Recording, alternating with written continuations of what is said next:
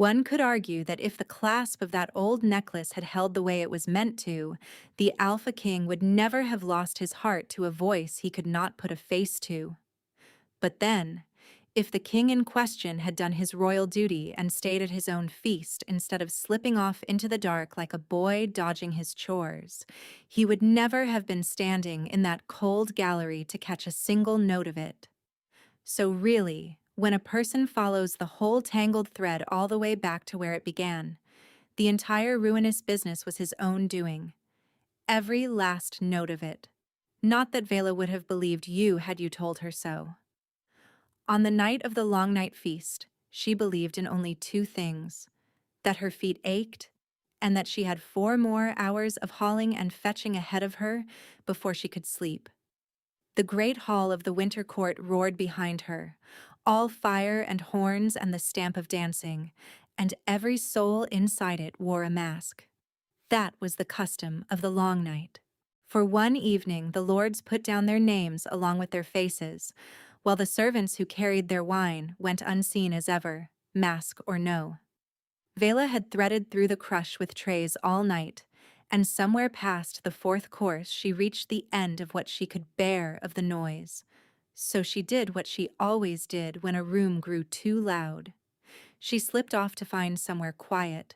The music gallery sat above the hall, a long, dim balcony where the court players kept their instruments between songs. It was empty now, the musicians all below, moonlight coming thin and blue through the high windows, the noise of the feast fallen away to a warm murmur under the floor. Vela let out a breath she felt she had been holding since dusk. Then she reached up, as she almost never dared, and unclasped the necklace at her throat. It was a plain thing to look at, a single dark stone, gray as river ice, on a chain of old worn silver.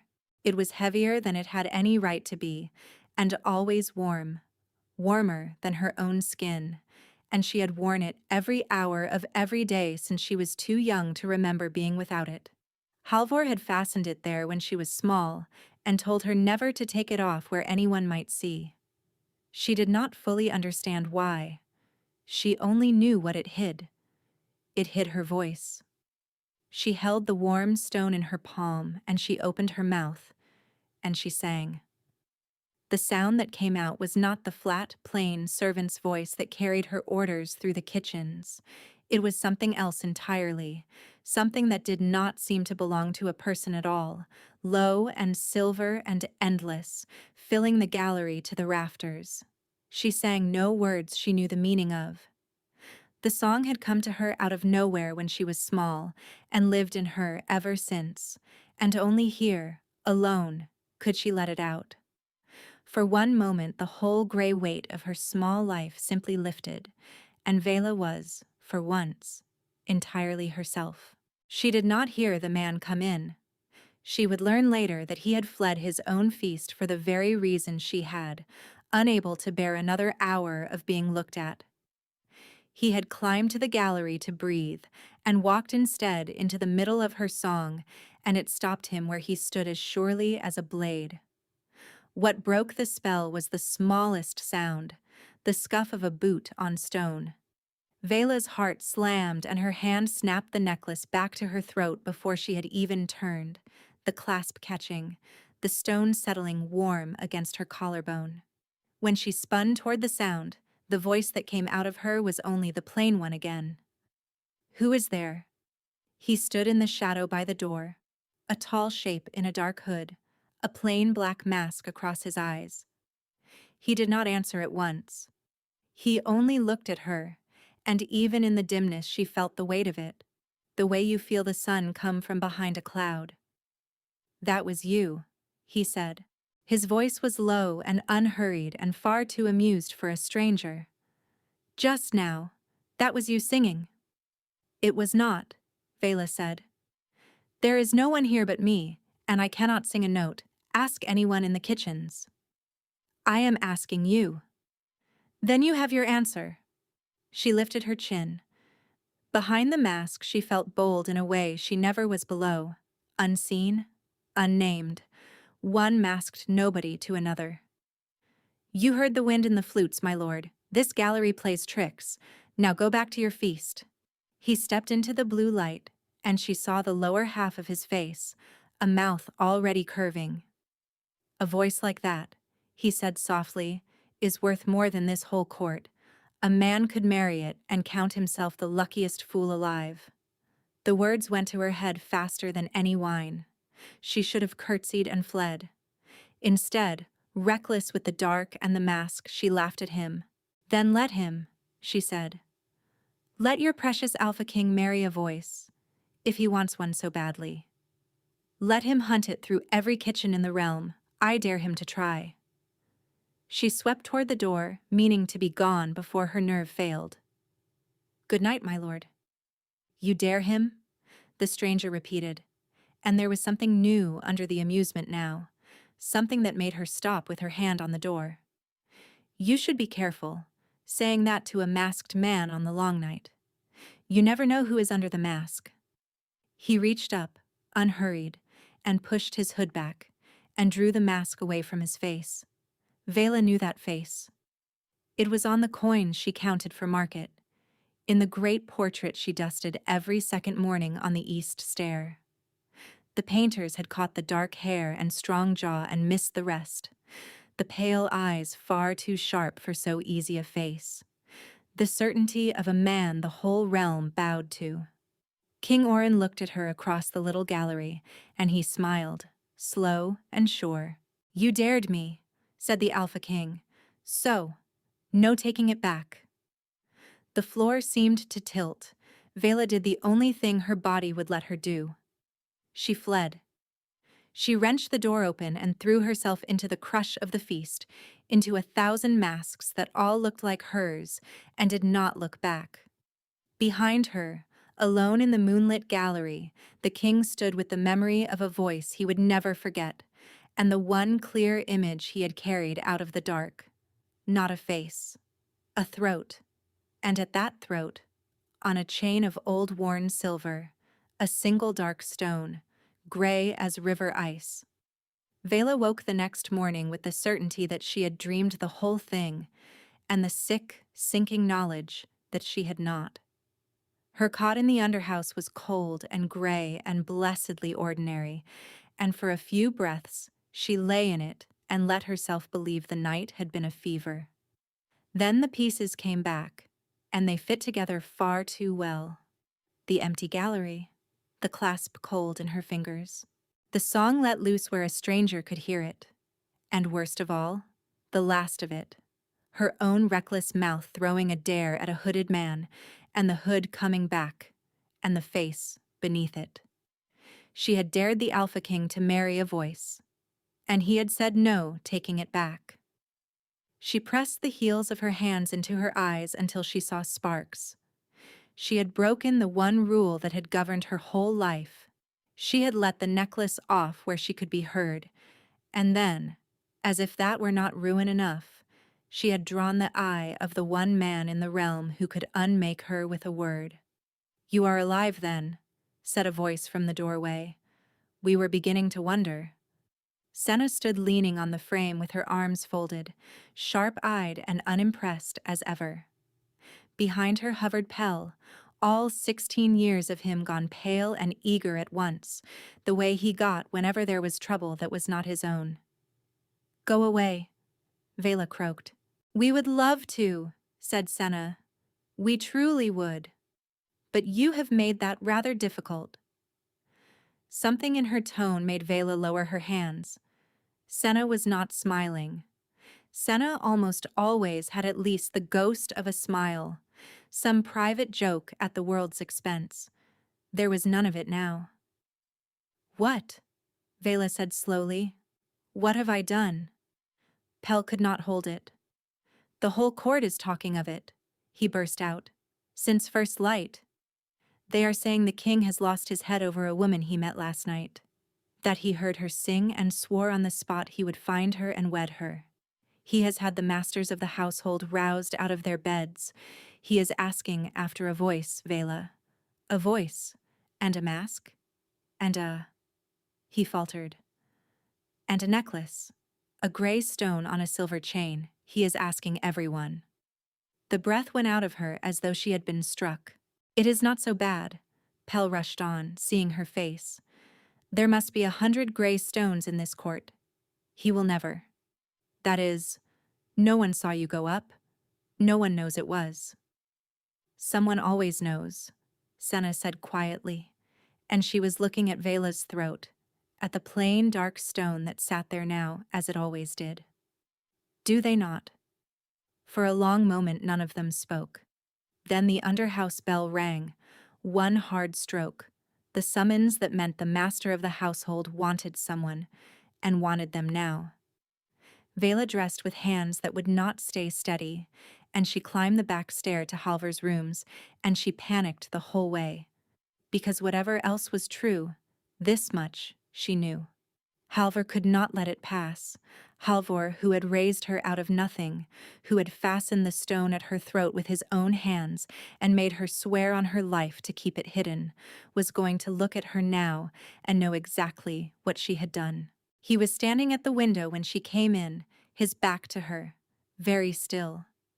Halvor was old the way old towers are old, gray and upright and built to outlast weather. He had run the whole of the king's household for 30 years. When he turned, his face was calm, and that frightened her more than shouting would have. "Sit down, child," he said. "Master, I can explain. The gallery, I only meant to." "I know what you did." He said it gently, and that was worse.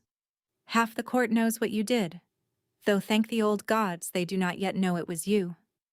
He crossed to her, and, to her astonishment, took her cold hands in his dry ones. "Listen to me now, and listen well. This is the most dangerous morning of your life, and you do not even know why. You must trust me, and you must do exactly as I say. And above all things, you must never, ever, let that stone leave your neck again. Do you understand me?" "I understand," she whispered, though she did not. Not truly. Not any of it. He opened his mouth to say more. And then, from the great court below, came the deep bronze toll of the gate bell, the one that rang only for the king. Halvor went to the window.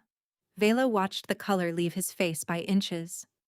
When he spoke again, his voice had changed, gone thin and old in a way she had never once heard from him. "He is not sending for you," Halvor said. "He is coming here himself." The door of the household hall opened and the Alpha King walked in, and the whole room changed around him. Vela felt it before she had even lifted her eyes.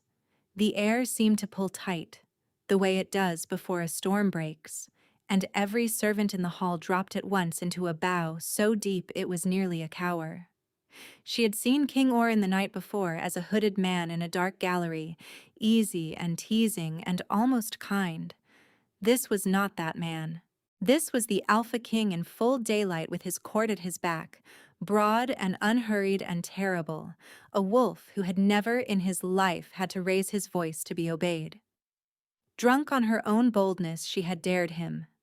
Standing here now with her eyes on the floor, she understood that she had been very, very stupid. "Rise," said the king, and they rose. He came down the length of the hall without haste, and he looked, and Vela felt his gaze move across the rows of bowed servants like a hand passing over harp strings. And she prayed to every old god she knew that it would pass over her the way everything always had. She was good at being unseen. She had made a whole life of it. It did not pass over her. It stopped. "There," said the king softly. "That one." Halvor stepped smoothly into the space between them, bowing. "Your Majesty does us great honor. If you seek a particular servant, only tell me her duties and I will." "I have found what I came for, Chamberlain." Orin had not looked away from Vela. "Come here, if you please." There was nothing else to do. She crossed the hall on legs that did not feel like hers and sank into a curtsy. And when she rose, he was studying her with those pale, far too clever eyes, and she waited for him to say it, to name her, to tell the whole hall that here was the woman who had sung in the gallery and dared her king like a fool. He did not name the voice at all. "This is she," Orin announced to the room. "The one I spoke of. She is under the crown's protection from this hour, and by her own word freely given, she is promised to me." He let that settle into the shocked silence. Then, more quietly, only for her, though the whole hall strained to hear, he added, "You did dare me, after all. I am only being an honest man about it." Vela's mind reeled. He could not know it was her. That was the one thing she clung to. Her voice was hidden. Any woman here would sound the same as she did with the stone at her throat, plain and unremarkable. He had no proof. None. And yet here he stood claiming her before the entire household, as though it were the surest thing in the world. Which meant one of two things. Either the king had made a wild mistake and seized on the wrong woman, or he wanted her named his for some reason that had nothing to do with any voice, and the voice was only the cloak he had thrown over it. Either way, she could not fathom it. And a thing she could not fathom, in a man who held her life in his hand, frightened her more than open threat. "Your Majesty," she managed, "I think you are mistaken. I am no one. I carry linen and I count the market coin. I cannot sing, and I never dared any man anything. Whoever you heard, it was not." Was it not? He said it lightly, but he stepped closer, and his voice dropped so low that even Halvor, a pace away, could not have caught it. "Then tell me this. How is it that I never saw the singer's face in that gallery, and yet I could describe to you, this very moment, exactly what she wore at her throat? A gray stone, dark as river ice, on a chain of old silver worn thin with years." His eyes moved, deliberate, down to her collarbone and rested there. "The very stone you are wearing now." The blood drained out of her. She had thought the necklace her shield. She had worn it every hour of her life because it hid her. Because with it on she was no one worth a second glance. And in a single night, it had become the one thing in all the world that could point straight to her. The thing meant to keep her invisible had marked her out for a king. She could not speak. She did not dare deny it, and she could not bear to confirm it, so she simply stood, and he watched her not do either, and something in the corner of his mouth said he had expected exactly that. "Dinner," Orin said, straightening, his voice easy again for the room. "Tonight. My people will bring you. Wear what you like, though I am told it is customary to make some effort for one's betrothed." He turned to go, then paused, and glanced back, and there was a flicker of the man from the gallery in it, the one who had made her laugh before she knew to be afraid. "I do look forward to hearing you sing again, when you are not so frightened of it." Then he was gone, and his court swept out after him, and the great doors boomed shut, and the household hall let out its held breath all at once. Vela stood in the center of it, promised to a king she did not understand, marked by the one thing that was meant to hide her. And when she turned, seeking the one face in the world she trusted, she found Halvor already watching her. He was not looking at her eyes. He was looking, the way the king had looked, at the gray stone burning warm against her throat, and on the old man's calm face was an expression she had never seen there in all her life, and could not name, and would remember later, when she finally understood it, as the first small crack in everything she thought she knew. The room they gave her for the dinner was small and warm and lit like a shrine, and Vela sat in it with her spine straight and her hands folded, certain that at any moment the trap would close. She had spent the afternoon being dressed by women who would not meet her eye, put into soft gray wool, her own rough clothes carried off. When they reached for the necklace as well, she laid her hand flat over the stone and said no in a voice that startled all three of them, and they left it. It sat at her throat now, warm as ever, the one thing in the room that was truly hers. When Orin came in, he had shed the terrible daylight weight of the throne room. He looked again like the man from the gallery, sleeves turned back, hair still damp, a private sort of smile on him as though the two of them shared a joke no one else had been let in on. "You came," he said. "I was carried," said Vela.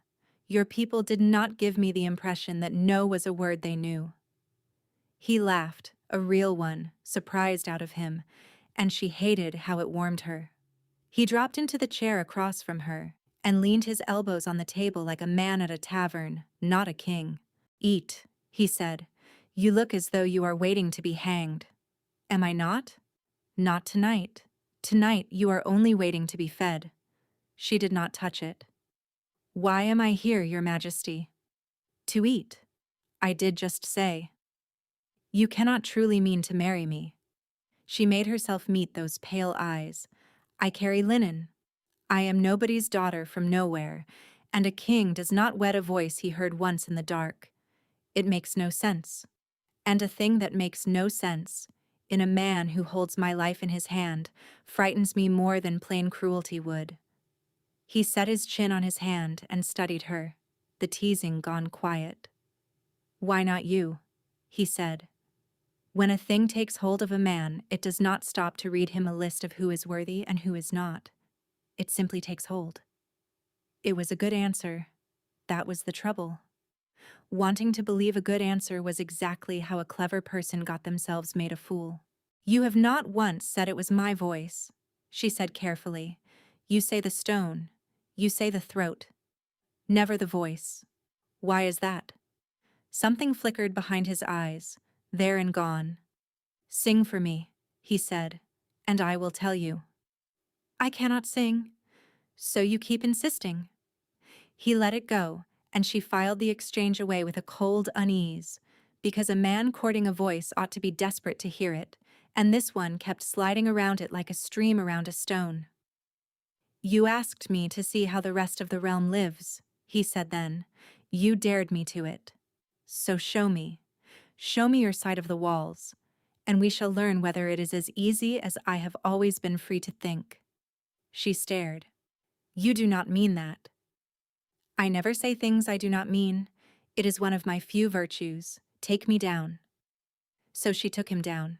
She had meant to march him through it stiff as an inspection, but the moment the cold of the underhouse closed over them, something in her loosened that the fine wool had been strangling all evening.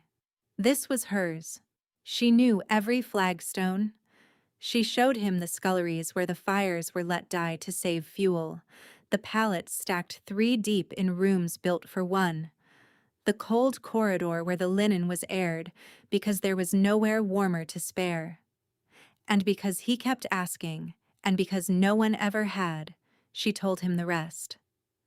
40 measures of coal requisitioned for the winter, she said. We are given 12. Grain and cloth the same. Every month the request goes up the chain, and every month less comes back down than was sent, and no one upstream has ever cared to ask where the rest of it goes.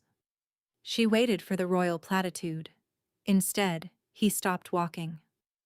"Show me the household ledger," he said. She blinked. "The what?" "The book, where the stores are set down. I keep it. It is my hand in it." She fetched the battered book from its shelf, and he opened it under the single lamp and went very still, turning the pages with a care that did not match a man idling through a lover's chores. "There," she said before she could stop herself pointing. "That is the true waste. Twice this winter the same order came down under 2 different seals. So we drew the coal twice, and it was signed away twice, and only half of it ever reached the grates. I flagged it. It went up the chain and died there." "Who signs when the request goes up?" Orrin asked, not lifting his eyes from the page. His voice had gone quiet and level in a way that raised the hair on her arms. "The master of the household, Halvor. He signs everything. Nothing moves in this place without his seal." She said it with pride, because Halvor was the one honest fixed point in her whole life, and she did not see the way the king's jaw tightened at the name because she had already looked back down at the book. "Why do you ask?" "No reason. And just like that, the ease came back over him like a cloak dropping. "You have leave," he said, "to cancel any order in this book that is bleeding your people for nothing. My word. Tell whoever complains the king gave it. I do not have the authority. You do now." She looked up, and he was so close, his eyes on her so steady and so unlike a man playing a game, that something warm and dangerous unfolded low in her chest, and she had to step back to make it stop. She did not understand this man at all. And every hour she spent failing to understand him, she wanted more to keep trying. He walked her back up through the dark himself, though a king had 100 people for it.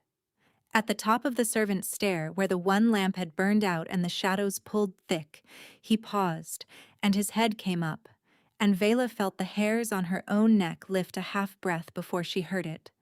A scrape, stone on leather off to the left where nothing living should have been at that hour. The necklace at her throat went suddenly, searingly hot. "Do not move," Vela breathed. Oren, gods help him, laughed under his breath. "Is this the part where you confess I am irresistible in the dark?" "Hush." Her eyes swept the black. She knew this stair, had climbed it 10,000 times, knew the exact shape every shadow was meant to be. One of them was wrong. It sat too solid against the wall by the old coal door, and as she watched, it moved. She did not think. She hooked her fist in the king's fine collar and hauled him sideways, and the bolt that would have gone through his throat buried itself in the doorframe with a wet crack, still humming. "Ah," said Oren, with the mild interest of a man observing weather. "That was meant for me. Behind me, now." She shoved him back against the stone, into the dead corner where only one man could come at him at a time, and put herself in the gap. Her heart was slamming, but her hands were steady, steadier than a linen keeper's hands had any right to be, and some cold, clear part of her had woken that she had never had a name for. It saw the dark, in pieces. It counted footsteps. 3, spreading wide, soft-soled, trained. They came all at once. The first was fast, but she was faster. Faster than she understood. Her body moving a breath ahead of her thoughts, as though it had done this 100 times in some life she could not remember. She caught his knife arm, turned it against the wall, felt the wrist go, and used his own falling weight to put him down hard on the stone. The second came in low. She took him on the turn, drove her elbow into his throat, and he folded with a sound like a sack going down. The third was cleverer.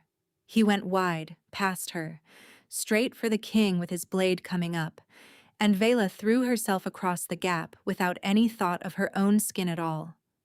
The point caught her along the forearm, a hot, bright line of pain, but she was already inside his reach, already twisting, and his own arm bent the wrong way under her hands until he screamed and dropped the knife.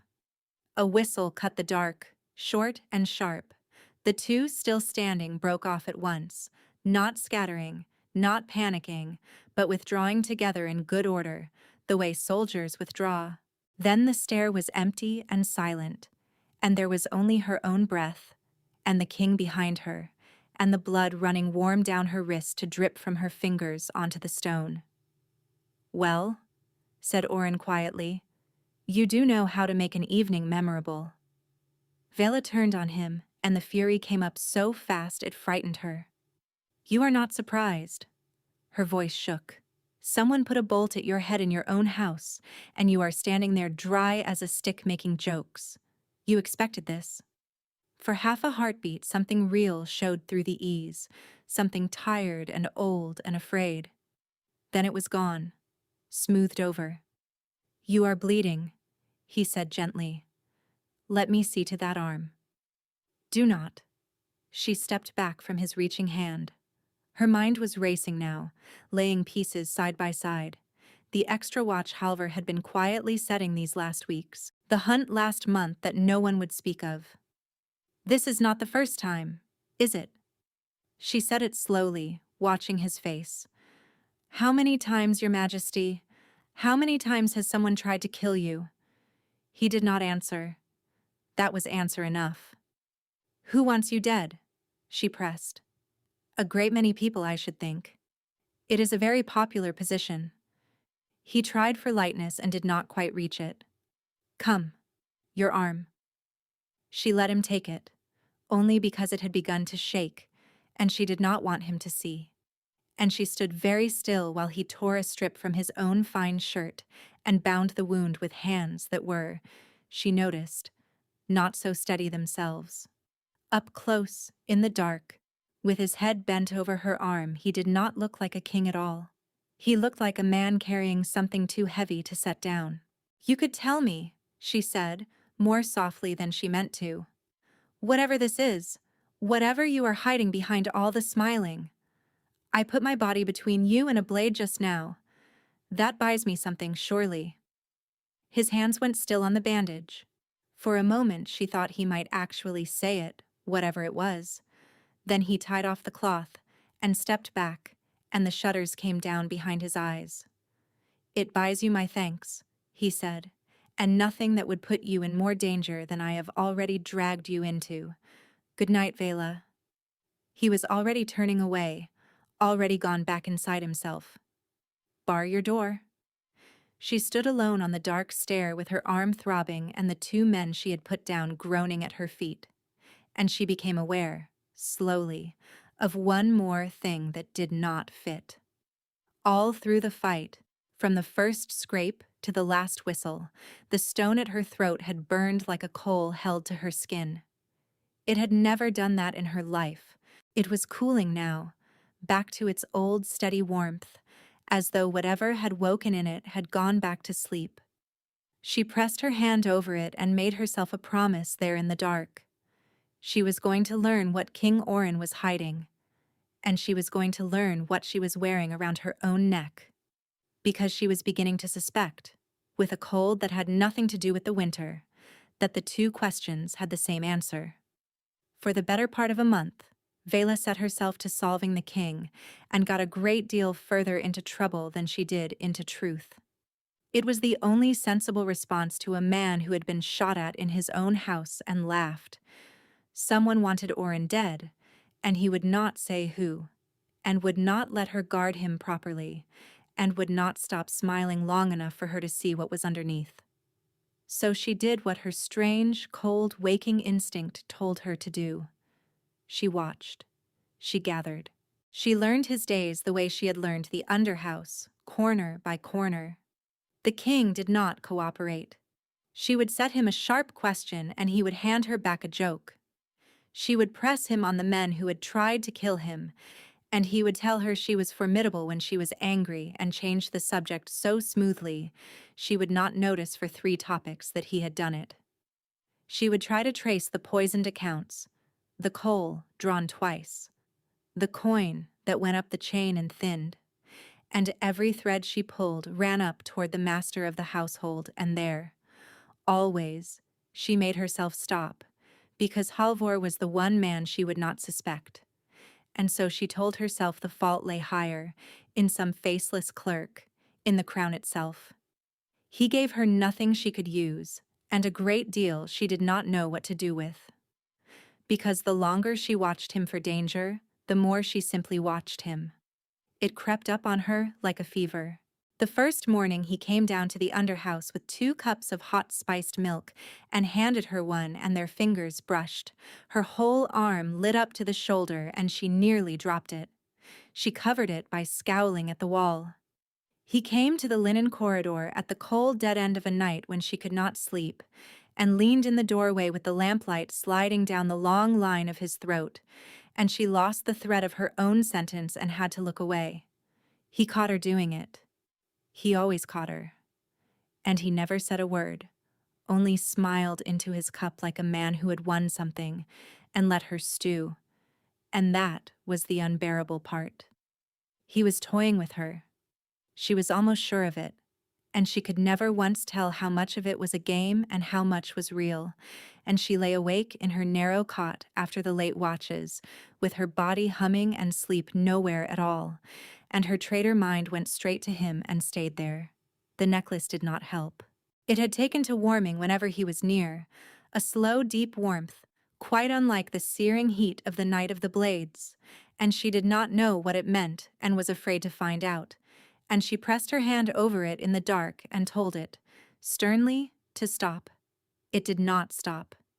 It came to a head late one night in the linen corridor, where he had no business being and came anyway. He sat on the long folding bench across from her, as though he had done it 100 times. No question about the watch, no ledger, nothing she could file the visit under.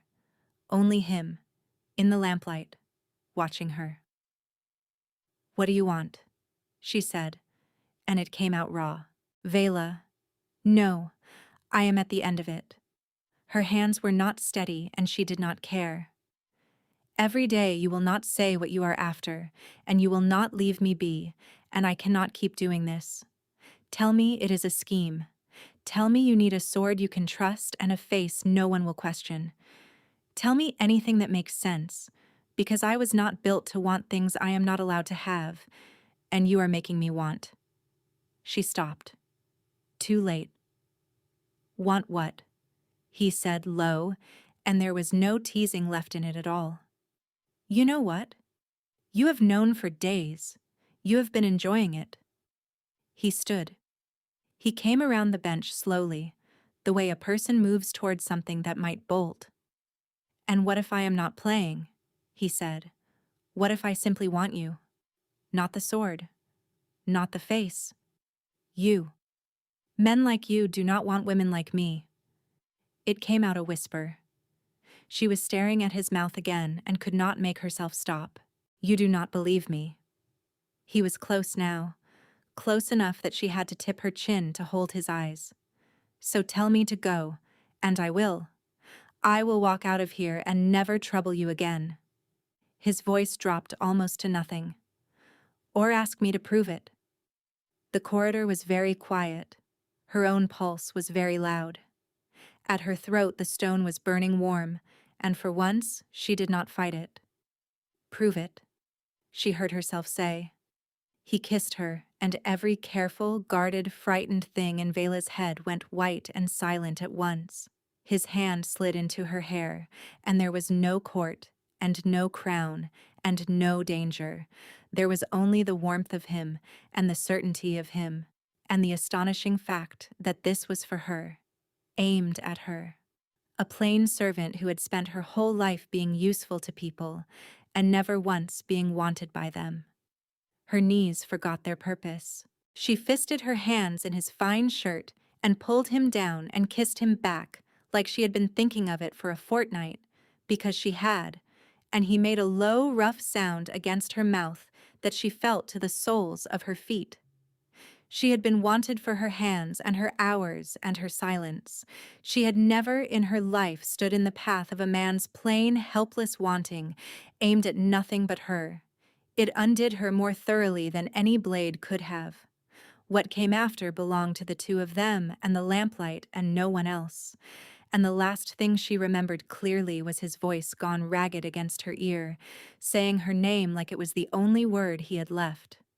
She woke before dawn in a bed far too fine for her, warm through for the first time in memory, with the king of all the land asleep beside her, and one heavy arm thrown across her waist, as though even in sleep he meant to keep her.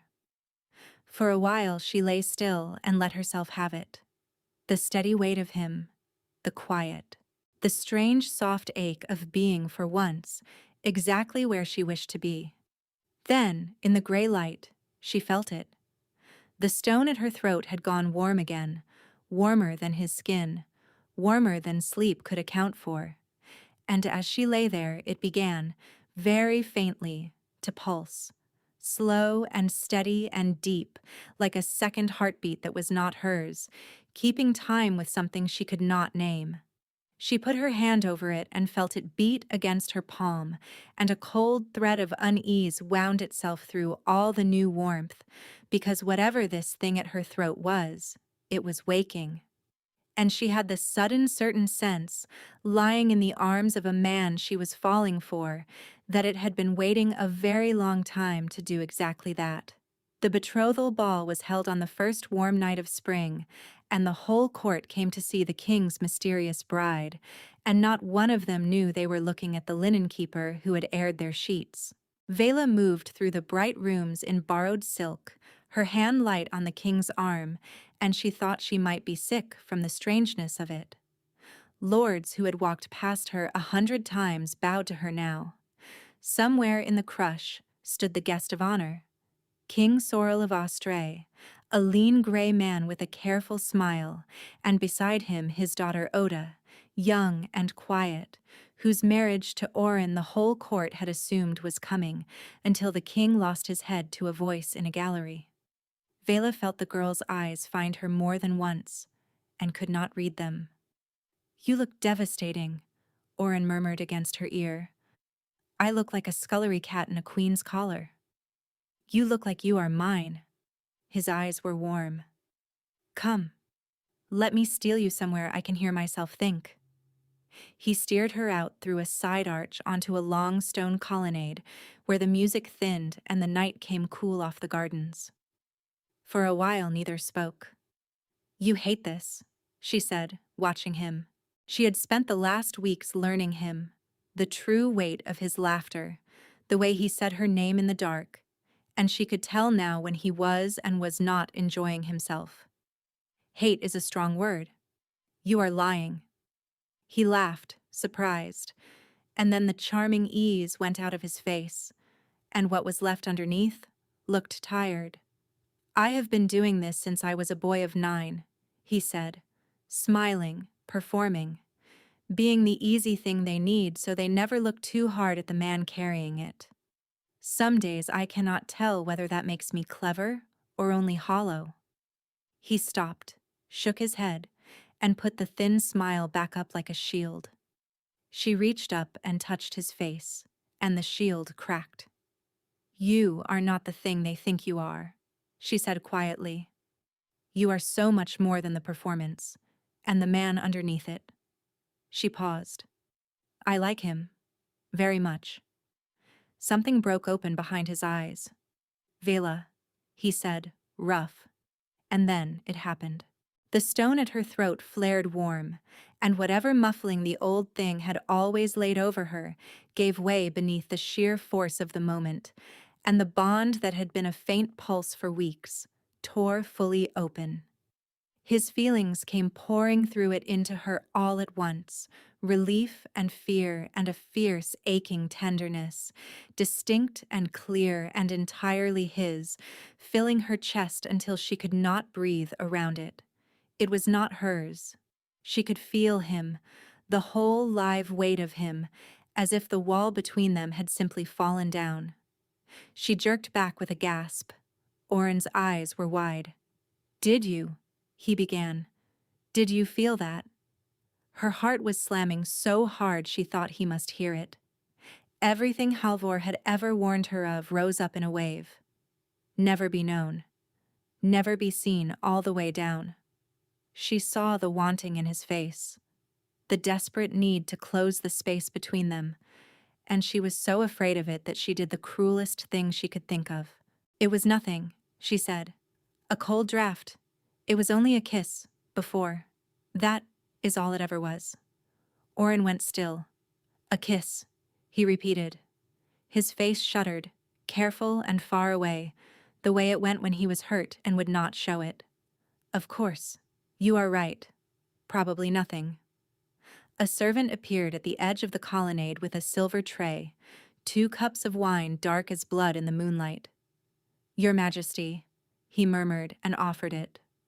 Orin, wounded, reached for a cup without looking, and every instinct Vela owned screamed. The stone at her throat went scalding, and her hand shot out and struck the cup from his fingers before she had formed the choice to move. It shattered on the stone, wine spreading black across the pale flags. "Do not," she breathed, her hand closing hard around his wrist. She was already dropping to a crouch above the spill, And when she spoke again, her voice did not sound like her own. "The smell. Underneath the wine. Do you have it?" She watched his nostrils flare as he caught it, the bitter almond edge beneath the fruit. "That was meant to put you on the floor," she said, "perhaps for good." The color left his face, and when she looked up, the serving man was already gone, melted back into the crowd as though he had never been. She thought of how close it had come. How if she had been looking away, if she had been a heartbeat slower, he would be dying on these stones right now, and her grip on his wrist went white. "Vela." His free hand came over hers. His voice had gone hard and low, not afraid, but calculating. "You will say nothing of this. Not to the watch. Not to anyone. Do you understand me?" "No, I do not." She pulled her hand free. "Someone just tried to murder you at your own ball. You want me to smile and dance and pretend. I want you to trust me for one single night." He caught himself, softened, framed her face in his hands. "There is a foreign king 50 paces from here who is deciding this very evening whether my realm is strong enough to be an ally or ripe enough to be a meal. If word gets out that a king can be poisoned under his own roof, I will have a war before the candles burn down. Please, let me handle this my way." Every part of her that had learned to protect him said no, but the ghost of his feelings still moved under her skin, and she heard herself say, "All right, I promise." Relief flooded his face. He pressed his mouth to her forehead, quick and grateful, and then the mask slid smoothly back into place, and he was the easy king again, and he was gone back into the light to smile at the men who wanted him dead. She gave him a 30 count. Then she followed. She kept to the edges, the way her strange blood knew how. She watched him laugh and deflect and slip at last through a low door. And she watched the smile fall off his face the instant he thought no eye was on him.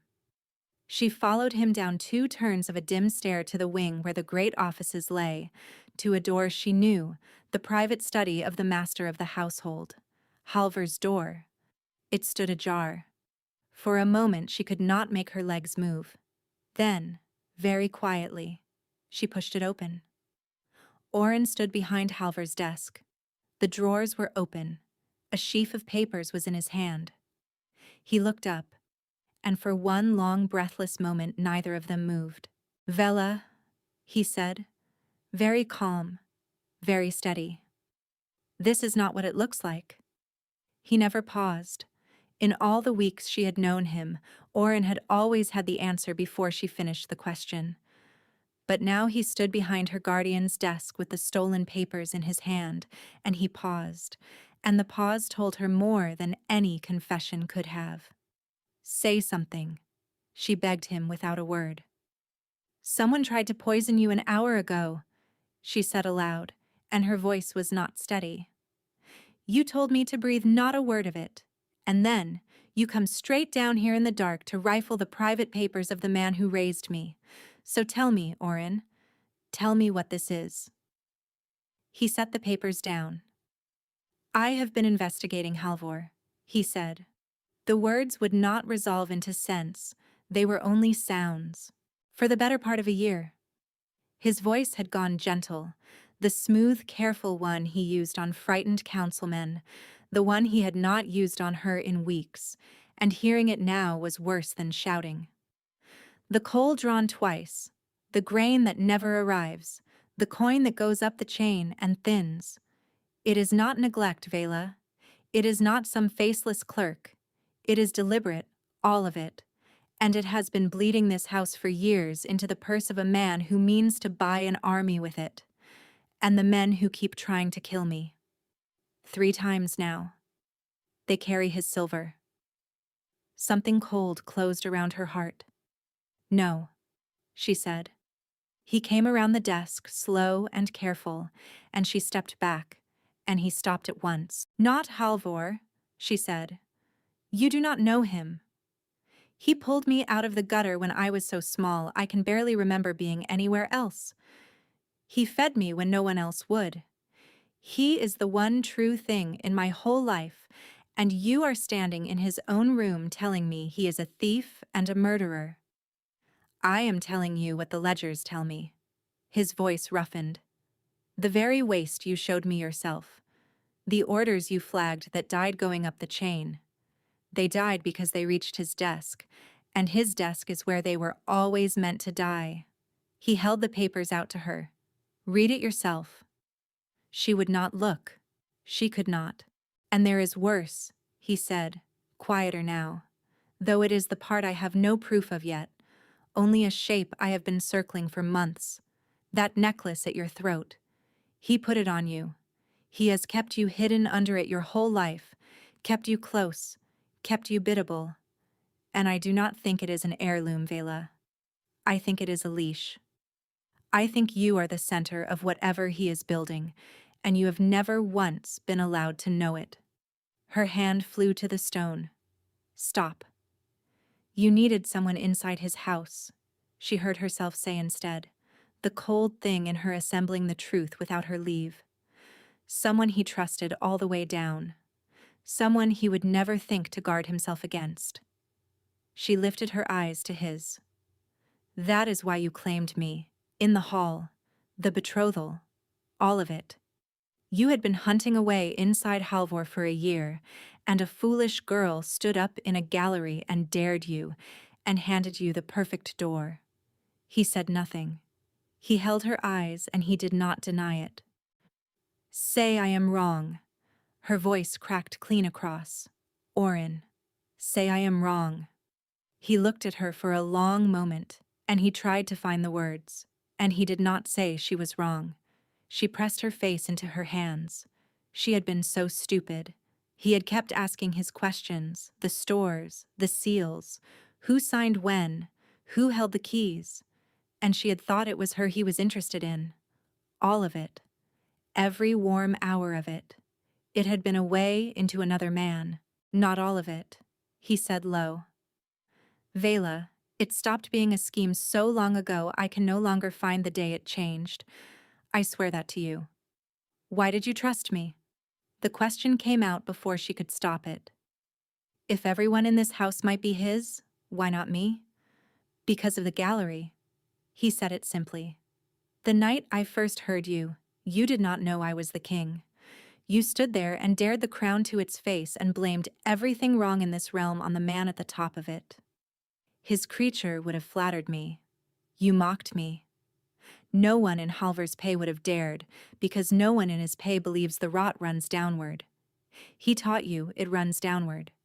He taught you to blame the crown for the very cold and hunger he was selling out from under you, so that you would never once think to look sideways at him. His mouth twisted. You have been carrying that man's lies in your own mouth for years, and you never knew they were not yours.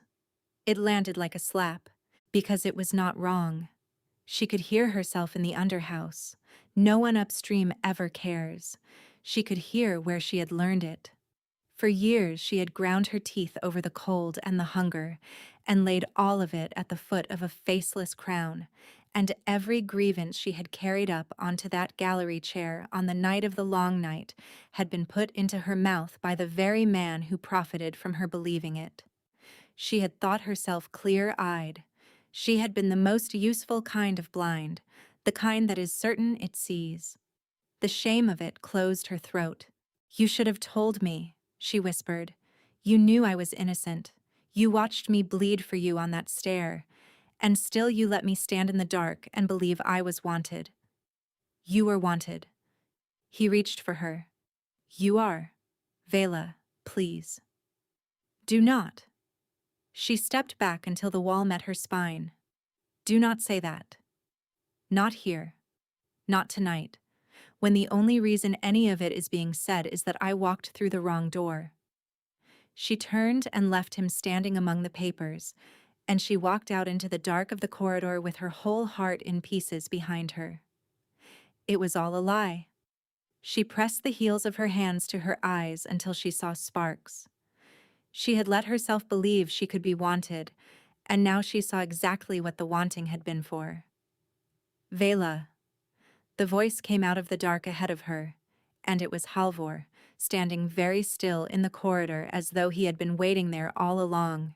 And because it hurt too much to hold alone, she went to him, the way she had gone to him her whole life. He had pulled her out of the gutter. He had made her into someone. "Child," he said, and his old hands came down on her shoulders. "You are white as a corpse. What has happened?" So she told him that it had all been a lie, that the king had never wanted her, only a road to somebody else, and she had been the road. Halvor's gray face softened. "I know," he said gently. "I had hoped to spare you this. I am so sorry, Vela." She went still, because she had not told him whom the king was hunting. She had said only that she had been used, and Halvor had said, "I know." A cold prickle ran down the back of her neck. She told herself she had misheard, that grief was making her hear plots in an old man's kindness, that Halvor had earned a lifetime of every doubt she could give him. And yet the small wrong word sat there in the dark between them, "I know," and would not be explained away, and the same cold, clear watchfulness that had carried her through the night of the blades quietly turned itself upon the old man in front of her. "There is more," he went on, "and I am afraid it is fouler than you can guess. The girl, Sorrel's daughter, Oda." His jaw hardened. "The king has seized her, Vela, tonight. He had her drugged and shut away in the old tower, so that her father would have no choice but to sign the alliance to win her safe return. I saw it with my own eyes not 1 hour past." She stared at him, trying to fit the words into a shape that made sense, and they would not fit, because she knew exactly where Oren had been 1 hour past. On the colonnade, with her. His mouth on her forehead, his poison cup shattering at their feet. He had not been near the girl. He could not have been. She turned it over and over, searching for the join that would make his story stand, and there was none. 1 hour past, the king had been pouring his whole heart through the bond into her chest, while a poisoned cup shattered at their feet. There was no room in that hour for another girl in another wing. The account did not merely strain. It was impossible, and Halvor, who missed nothing, who had run this house for 30 years without a ledger, a coin out of true, did not deal in impossible accounts by accident. The timeline was wrong. The whole story was wrong. Which meant the man saying it was lying to her face, right now. The man who had raised her, and everything the king had said in that study was true. It came apart quietly, the whole trusted world of her, and something new and cold assembled itself in the space where it had stood. Oren had told her the truth, and the man whose dry old hands had fastened the stone at her throat before she was old enough to remember was the thief, the paymaster, the hand behind every blade that had come for the king. Her hand wanted to go to the knife she did not carry. She did not let it move. Not here. Not one servant against the man who commanded every seal and half the swords in this palace. Halvor expected her to be broken and furious, and ready to believe the worst of Oren. So she would be exactly that. "What do we do?" she asked, and let her face crumple. His eyes sharpened with something that was almost hunger. "We go to King Sorel before Oren can twist it. A king who would steal a man's daughter away in the dark is not fit to wear a crown. He will fall. And there are good houses standing ready to steady the realm once he is gone." He paused. "Mine among them. But it cannot come from you," she said slowly, seeing it now. All of it. They would say the master of the household grabbed for power. Clever girl. His voice went soft and warm and terrible. "It has to come from someone they will believe without question. It has to come from you. The king's own chosen bride. If you stand before Sorel and swear you saw Oren carry his daughter off, not a soul in that room will doubt a single word." His hand rose, almost tender, and touched the stone at her throat. You were always going to be the making of me, Vela. From the very first day I found you. You simply never needed to know how. She held herself still under his hand, though every part of her recoiled, because now she understood what the study papers had only guessed at. She had never been his ward. She had been his instrument, kept quiet under a stone, saved for a night exactly like this one. Then let us go, she said, before I lose my nerve. They walked, and it was the longest walk of her life. She had to enter a room full of the most powerful people in two realms, turn Halvar's trap inside out with nothing but her word against his, and she had one chance to do it. One wrong word in the whole of it. The kingdom, the alliance, the man she was still furious at, and still could not stop loving, could end in blood by morning. She made herself breathe. She had one thing he did not know she carried. A wine stain drying on the colonnade flags, and the memory of exactly where every dark drop of it had fallen. It was thin. It was almost nothing. But she had spent her whole life making almost nothing stretch to cover a whole household, and she would make it stretch now to cover a king. She walked a pace behind Halvor with her face schooled to grief, and her mind laid out cold and clear as a duty roster, and she did not once let her eyes go to the stone in his fist, the leash he had already, in his certainty, taken off her. King Sorrel had taken a council room in the east wing. Oren was already there, summoned, ringed by advisors, not yet knowing why. He looked up when she came in behind Halvor, and for half a breath his whole face lit. Then he saw whose shadow she walked in, and the light in him went out like a snuffed candle. "Your Majesty," Halvor said, and bowed to the foreign king with the grief of an honest man forced to a hard duty. "It shames me to bring you this, but your daughter has been wronged tonight, under this roof, by the man standing at your right hand." He laid it out cleanly, the drugged cup, the girl carried off and hidden away, the alliance to be bought back with her freedom. Sorrel of Austria went gray, and his hand dropped to the long knife at his belt. "That is a lie," Oren said, and his voice was very quiet. "Every word of it is his." "He would say so," Halvor answered, sorrowful. "Of course he would, but the king's own promised bride was here in the palace the whole evening. She loves him. She has every reason in the world to shield him." He turned, and the whole room turned with him, to Vela, standing silent by the door. "And still, I think, she will not lie to a grieving father. Vela, tell his Majesty what you saw." Every face in the room swung to her. Sorrel, leaning forward, desperate for a truth that would spare his child. The advisors, already counting the votes to bring a king down, and Oren, who believed she had come to bury him, looking at her with a terrible quiet acceptance, as though he thought he had earned this. She looked at him. "I am sorry," she told him with no words at all. "I should have believed you." Then she turned to the foreign king. "I saw nothing of the sort," she said. "Because it never happened. The master of the household is lying to you." The room drew tight as a bowstring. Halvor went rigid beside her. "He says it happened within the hour," Vela went on, her voice ringing clear in the stone room. "But an hour ago the king was on the west colonnade, with me in full view the whole time. He never went near your daughter. I will swear that, on anything you name." She faced Sorrel directly and did not look away. "And there is more you should know. There have been 3 attempts on King Oren's life this season. Tonight there was poison in his wine. I struck the cup from his hand myself. It shattered on the colonnade flags, and the wine of it is drying there still, and any man you send will find the stain." Her chin came up. "Search the master's quarters. Now, while he stands here and cannot reach them. See whether you find the proof of a wronged princess, or whether you find a paymaster's ledgers, and a file that carries the same bitter almond reek as the wine drying on my flags. This is hysteria." Halvor's calm cracked at the edges. The girl is distraught. She has been used and cast off, and she will say anything to.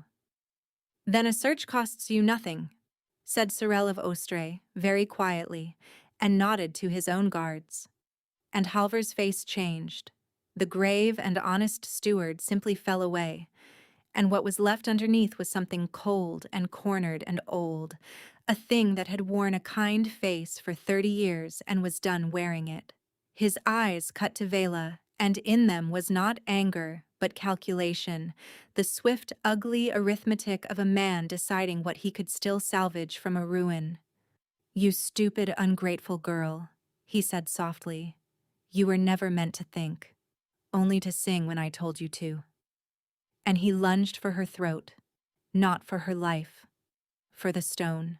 His hand closed on the old silver chain and wrenched, and for one heartbeat she understood the whole shape of him, that he had never once cared for the ward, only for the leash, only for the terrible thing he had kept muzzled under it, saved for the day he could set it loose to command a roomful of kings to their knees. The chain, worn thin with years, the clasp that had failed her once in a moonlit gallery, gave way. The necklace came free in his fist, and Vela's true voice came out of her for the first time in the open air, in front of 2 realms, and it was not a song. It was a single word.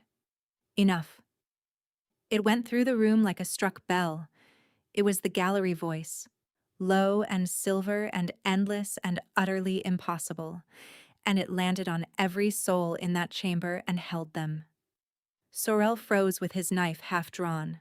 The advisors stood as though rooted, and Orin, across the room, made a sound low in his chest, because he knew that voice. He had carried it in him for a year, and here it was at last pouring out of the woman he had never let himself believe was truly her. For a heartbeat the whole world was still and listening. In that heartbeat, Halvor drew the blade from his sleeve and drove it at her. But this was the one thing in all the night that Vela knew how to do without being taught. Because it was in her blood the way the voice was, waking now all at once, unmuzzled with the stone gone from her throat. She turned into him rather than away, caught the knife arm at the wrist, felt the old bone strain, and used his own lunging weight to put him down hard and face first on the cold stone. Her knee dropped between his shoulders. She leaned close to his ear. "You raised me," she said, in the plain voice and the true one both at once. "You should have remembered what I would become." Then Sorel's guards had him, and hauled him up, and dragged him out, and it was done. The room came slowly back to itself, blinking, as though waking from a shared dream. Sorel went first to the door to send for his daughter, who was found safe and asleep in her own rooms and never taken at all. The advisors fled in tight whispering knots. And then it was only the 2 of them. Vela standing with the broken chain and the dark stone lying cold in her open hand, and Orin, who had not moved, staring at her as though he had never once seen her before. "You saved my life," he said. "After everything. You still." "I came to stop a traitor," she said, and made her voice flat. "That is all." The light in his face guttered. "Vela, that voice, it is real. It was always you. I knew it the first night, I swear I did. I only never dared to. It does not matter what is real." She closed her fingers over the cold stone. "I saved you because it was my duty, and because Halvor was a traitor. Not one moment of it was forgiveness. You used me, Orin." His face fell, and the hope drained out of it. "I love you," he said. "I do not care how it began. That does not change what it became. It changes everything." She stepped back from his reaching hand. Every instinct she had was screaming at her to close the space, and she was so tired of being a fool. "You looked me in the eye for weeks and used me. You can say the word love as though it mends that. It does not." She turned for the door. "I am glad you are alive. You will be a good king." A beat. "But I cannot trust you. I do not know if I ever will again." She saw it break across his face, the understanding that he had shattered a thing that might never be whole. He said her name once more, low and ruined. She walked out anyway. She had been mistress of the household for 6 months, and she was good at it, and she had always known she would be. The palace was a different place now. Halvor sat in a cell beneath the old fort, and the rot he had worked into the house for 30 years had been cut out clean. The stores came whole. The fires stayed lit. The underhouse was warm for the first winter Vela could remember, and her own people, who had once carried trays past her without seeing her, now brought their troubles to her door and went away helped. The king had given her the post, and the raising of a gutter child to the mistress of his whole household had scandalized the court for a week, and then, when they saw how she ran it, silenced them. The city had begun to love the boy king who kept plucking the overlooked up out of the dark. He had also spent every one of those 6 months trying to win her back. The flowers came first, a month in. She walked off a dawn round to find the whole underhouse yard full of them, her own people grinning like fools, waiting to see what she would do. "Send them to the sick house," she said, "and the shrine." She stood at the great table twice a week now, where the house accounts were set before the king himself, and he was always across from her, and he would catch her eye, and his whole face would do something hopeful and uncertain, and she would look back down at the columns. Afterward, he would find a reason to linger by the door. "A moment," he would say softly. She always walked out. The bond did not help. Left open, it deepened. Deepened, it set. So she kept it shut, wound tight and starved, and hoped it would wither from neglect and let her go. She had put the stone back on her throat, not to hide now, but to muffle the two things that had woken in her, the voice and the connection, until she was ready to decide what to do with either. And some nights she was not sure she would ever be ready. Oren wrote to her. His letters came 2 and 3 a week in his own hand. Some were short. Some ran for pages. Some were not even about her at all. A question of policy, a dispute over a pension, as though her plain, honest answer were still worth something to him. One read only, "I keep writing the same small word 100 different ways. Sorry. It is a poor, stupid word for what I did, and I have no larger one, so I will keep sending it." Another said, "You told me once you were not built to want things you could not have. I spent your wanting instead of earning it. It is the worst thing I have done, and I have done a great many things." And near the bottom of one long page she had sworn she would not finish, "I do not want you back because you were useful to me. I want you back because none of the rest of it means anything if you are not here to see it." Senna and Pell had opinions, as they always did. "Good," Senna said in the early weeks. "Make him crawl. You owe that man nothing." A month or 2 on, the line had moved. "He sorted the whole back pay of the underhouse," Pell said one evening, "out of the crown's own purse. And he has written you, what, 40 letters?" 43, said Senna, who had apparently been counting. By the 5th month they had given up all subtlety. "Mistress," Senna said, "with respect, talk to the man. There is nothing to say. You are miserable. He is miserable. And the rest of us have to stand about watching the pair of you be miserable at each other across a table of coal accounts." Vela set down her pen. "I was used," she said. "I am not queuing up for a second turn at it. I run a good house. Leave me to it." Then, late in the 6th month, a letter came that was different. "Vela," it said, "you deserved better than me. You have made yourself plain, and I will respect it. I will stop now." She read it twice. This was the thing she had wanted. So why did it sit in her chest like a stone going down a well? He kept his word. No more letters. No more flowers. When she passed him in the corridors, he would incline his head. "Mistress," Even, polite, not cold. Never cold. Only done. This is what you wanted, she told herself, and did her work, and did it well. And every single night the warm, starved thread under her ribs stayed exactly where it was and refused to fade. Until the knock. Pell came into her office with Senna at his shoulder, and both of them were the particular gray of people who have made a very large mistake. What? Vela said slowly. What is it? He is gone, Senna said. The king. He is not in his chambers. He is not anywhere. No one has seen him since the 10th bell. She swallowed. His sword is on its stand. His horse is in its stall. His rooms are neat and ordered and empty, and the trackers caught his scent at the east postern and lost it, the way a scent stops when a man is being careful, or when a man is being carried. Vela was on her feet without deciding to be, and her hand had already gone to her throat, to the stone, to the shut and starved and aching thing beneath it that she had been smothering for half a year. There was only one way left in all the world to find him. She had known it from the second Senna said gone. She unclasped the stone from her throat, there in the middle of her own office, and she opened the bond.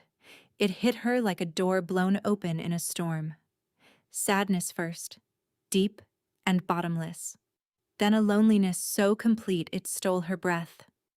And underneath both, faint and swimming and slow, his thoughts coming loose and drifting, unmoored in a way that frightened her more than any struggle would have. He was not being carried. He was drunk. She was moving before she had finished the thought, out at a dead run, following the tug of him down into the lower city, into the narrow, crooked streets where the last of the night still pooled between the houses. The bond hauled her on like a rope drawn tight. Senna called after her. She did not wait. It brought her to a tavern near the river, warm light leaking gold around its shutters. She hit the door low and braced, hand where a hilt would be, ready for a back room and a blade and a body. There was only Oren, slumped half across the bar at the far end, collar open, hair a ruin, one hand loose around a cup, talking earnestly and at great length to a deeply uncomfortable barman. Vela crossed the room. He was gripping the bar as though it were the only fixed thing in a tilting world, and he was, past any doubt, extravagantly drunk. Relief came first, a bright hot wave, because he was alive and whole. The fury came right behind, because he had walked off alone into the dark and let the whole palace think him taken. She got close enough to hear him. I have tried apologizing, he was telling the barman mournfully, for months, in every shape a man can think of. She will not have a word of it. Did I mention the letters? You did. She is so stubborn. She only works. And she is very beautiful while she works. And I. Vela reached the bar and plucked the cup clean out of his hand. That is enough. The barman shot her a look of pure gratitude. Oren blinked at the empty air where his cup had been, and then his eyes found her face and stuck, and his whole ruined, miserable expression cracked wide open into something so glad it hurt to look at. Vela, he breathed, and through the open bond she felt it slam into him, joy and disbelief, and a longing he had stopped bothering to hide. What were you thinking? She said, low and furious. No word, no guard. The whole house thinks you dead in a ditch. I only wanted one night, he mumbled, where no one was looking at me, where I did not have to be the king, or be sorry. He swayed on the stool. I am so tired of being sorry. You are nearly falling off a bar stool. It is a very good stool. He listed toward her, and she caught him, and he came against her heavy and warm, carrying the scent she had spent 6 months teaching herself not to notice. You came, he said into her shoulder, wondering. You closed the bond for half a year, and tonight you opened it. For me. To find your body. Do not read anything into it. Liar. He pulled back to peer blearily at her throat, and his face fell. You are not wearing it. The stone. His unsteady hand rose toward her bare collarbone and stopped, not quite daring. I can hear you, even the quiet parts. You never let me hear the quiet parts. She should have stepped back. She did not. I was a coward, he said, and the bravado slid off him, and what was left was raw and small and undefended. The composed king with no performance left in him at all. I would rather have kept you close on a lie than lost you with the truth. That is the whole ugly shape of me, and I have missed you every hour. And it is a far larger thing than sorry, so I have just been saying the small word over and over and hoping you would hear the big one underneath. Vela stopped breathing. She could feel the truth of it pouring through the open bond, no angle in it anywhere. The man who hid everything, hiding nothing at all. Marry me, he said. The world went still. What did you just say? Marry me. He tried for dignified and landed near pleading. I dare you. You dared me once, in a gallery, and I said no taking it back, and I have meant it every day since. So now I dare you. Marry me. I am a wreck without you, and I will spend the rest of my life earning what I should have earned at the start. I swear it. I will. He ran out of words and dropped his head against her shoulder. I will not ask again, he mumbled, eyes falling shut. I said I would stop. I will stop. I will leave you be. Ask me again tomorrow, she said softly, when you are sober, when you can remember having asked. His eyes cracked open. And you will say yes. She opened her mouth to answer, and the king of all the land passed out cold against her shoulder, his breath warm and even at her neck, and smelling powerfully of cheap river wine. And Vela stood there in the gold light with his whole weight against her, and felt herself smile for the first time in 6 months. She pressed a kiss to his hair, and because the stone was off, and the bond was open and no one important was listening, she let her true voice out, low and silver, and only for him, and sang 3 soft bars of the song she had never once in her life been allowed to give another living soul. Ask me again tomorrow, she whispered against his hair, and find out. In the end, it took him 4 months. 4 months of asking, sober in every way a man could be. He asked across the house accounts until Senna threatened to resign in writing. He asked on the east wall with cocoa going cold in his hands. He asked badly and beautifully, and once with so many flowers the underhouse smelled like a shrine for a week. And every day Vela told him to ask again tomorrow, until one perfectly ordinary morning she looked at the man grinning hopefully at her over a table of coal ledgers, and she said yes. The whole city came out for it. The boy king no one had taken seriously, and the gutter child turned mistress of his house, who had seen the man behind the smile before anyone else bothered to look. She wore the dark stone at her throat, because it was hers now and not a leash, the choosing of when to be hidden and when to be heard hers at last. And when the vows were said, she took it off before the whole realm and sang, and every soul in that city heard the voice the king had lost his heart to alone in the dark, and understood exactly why he had never taken it back. He wept during the vows. She had known he would. She did not quite, but it was a near thing, and the open bond gave her away regardless, and he laughed at her through his own tears, and she stopped caring who saw. You are stuck with me now, he murmured when it was done. No taking it back. Why would I take it back? Said Vela. I am the one who dared you first, if you recall. Best dare you ever made, he said. She kissed him. For once she did not argue.